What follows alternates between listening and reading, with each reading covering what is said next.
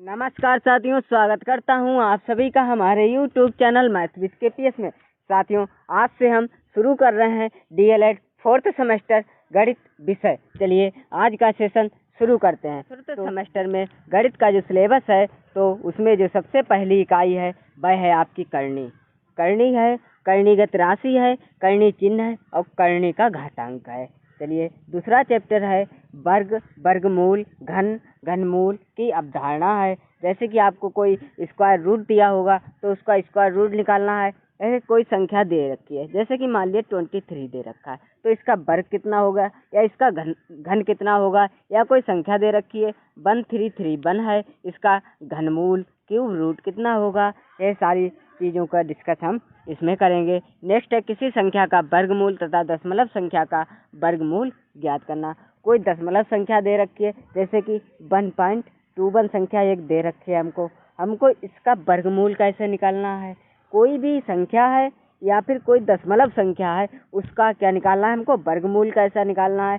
तीसरा है पूर्ण घन संख्याओं तथा पूर्ण घन दशमलव संख्याओं का घनमूल निकालना है। जैसे कि कोई संख्या है जो कि क्या है, पूर्ण घन है, जैसे कि रूट 27 दे रखा है, क्यू रूट 27, ठीक है। यह एक क्या है, एक क्यू रूट है, किसका है, 3 का है ना, तो ये क्या है, घन मूल इसका निकल सकता है। कोई भी पूर्ण घन संख्या दे रखी है, जैसे कि मुझे कोई संख्या दे रखी है 8 कोई संख्या है, तो इसका घन कितना होगा, या फिर कोई दशमलव संख्या दे रखी है, उसका घन या घनमूल निकालना है। किसी सिक्के के उछालने पर चितिया पट के ऊपर पड़ने की संभावना का संबोधन। तो इसमें क्या है, तो ये जो चैप्टर है क्या है, प्रायिकता का। किसका है, प्रायिकता का। तो इसमें हम पढ़ेंगे प्रायिकता का। इसमें प्रायिकता में हम किसी सिक्के के बारे में, किसी पासे के बारे में, या फिर जो पत्ते होते हैं उनके बारे में इसकी चर्चा करेंगे। चलिए अगला है किसी पासे के बारे में है, या 2 या 3 सिक्कों को एक साथ फेंकने पर चित आने की संभावना कितनी है, या चितपट आने की संभावना कितनी है, या कुल कितनी संभावनाएं बनेंगी, इसकी जानकारी।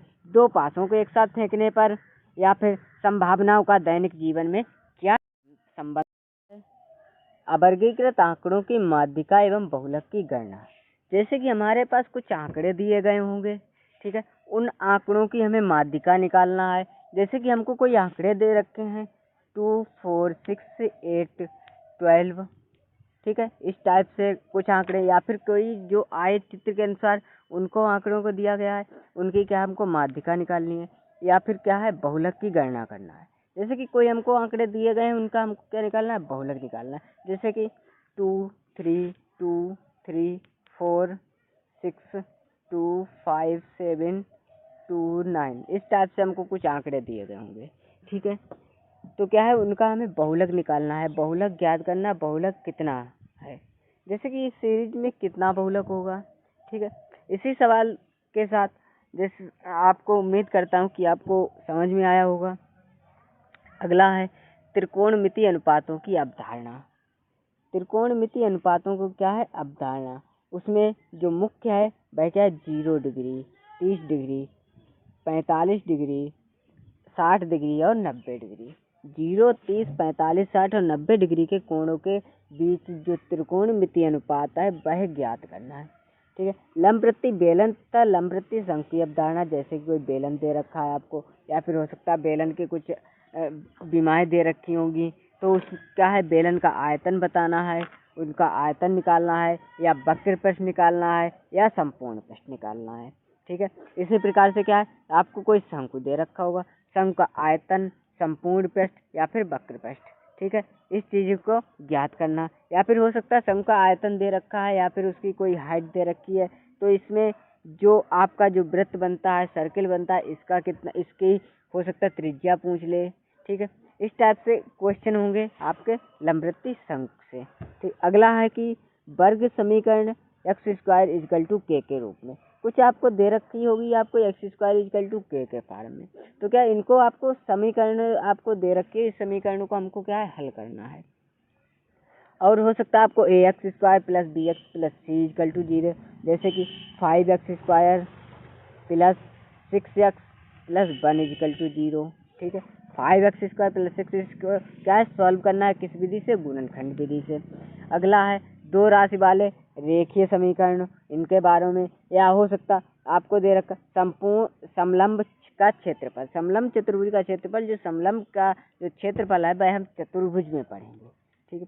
वृत्त की परिधि एवं व्यास के मध्य संबंध क्या है, कोई आपको वृत्त दे रखा होगा, हो सकता है उसकी आपको परिधि दे रखी हो, तो आपसे उसका व्यास डायामीटर पूछ लिया जाए, वृत्त की परिधि और उसके व्यास में क्या संबंध है। इसी प्रकार हो सकता इसका क्षेत्रफल पूछ लिया जाए, हो सकता आपको कोई चतुर्भुज का अर्थ इसके विकर्ण संलग्न भुजाएं या सम्मुख भुजाएं तथा बाह्य कोणों का बोध। चतुर्भुज के जो प्रकार होते हैं उनसे प्रश्न आ सकता है। चतुर्भुज के प्रकार वर्ग, आयत चतुर्भुज, समांतर चतुर्भुज या समलंब चतुर्भुज। इनके प्रगुणों का प्रयोग या फिर सत्यापन या इनके बारे में हमको पढ़ना है। जैसे कोई आपको वर्ग दे रखा है, वर्ग क्या है, इसका क्या परिमाप, पेरीमीटर, इसका क्षेत्रफल या फिर आयत का परिमाप कितना होगा, क्षेत्रफल कितना होगा। कोई समांतर चतुर्भुज दे रखा हो उसका परिमाप कितना होगा या क्षेत्रफल। इसी प्रकार से चक्रीय चतुर्भुज एवं चक्रीय बिंदुओं की अवधारणा, जो सर्किल के फार्म में एक आपको हो सकता है कोई चतुर्भुज दे रखा हो, वो क्या हो, चक्रीय चतुर्भुज हो, या फिर कोई चक्रीय बिंदुओं की अवधारणा, इस टाइप से कोई चक्रीय बिंदुओं की अवधारणा, ठीक है। इनके बारे में कोई संबंध आपसे पूछा जा सकता है। चलिए आज के सेशन में हम लेकर आए हैं डीएलएड चतुर्थ सेमेस्टर का सिलेबस गणित विषय का, ठीक है। यदि आपको यह सेशन पसंद आया हो तो प्लीज़ वीडियो को लाइक कीजिए, चैनल सब्सक्राइब कीजिए तथा अपने फ्रेंड्स को शेयर कीजिए। Thanks for watching.